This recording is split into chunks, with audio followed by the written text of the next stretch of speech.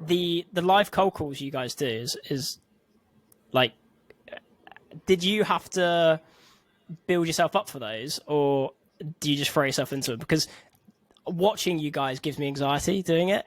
Like even in front of an audience is worse. But how do you? What do you guys feel when you're about to do those?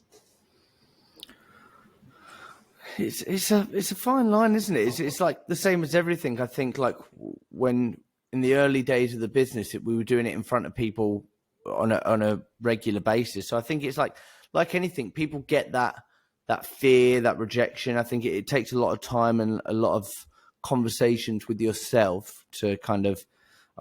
I think I did a post this morning about like the fear of rejection, and it's not something that it will never go away completely. Like it will always be a bit scary. I think Rod Stewart probably still gets a little bit of anxiety before he goes on stage, but it's one of those things. It will always be there, but it's just like, right, what is the intention here? And it's like, I know the reward. And you know what? Some of my calls, what I found, when Zach might chime in on this, but what I've found when I do live cold calling, like a lot of the skill kind of, it goes out the window. It gets a little bit like grabby.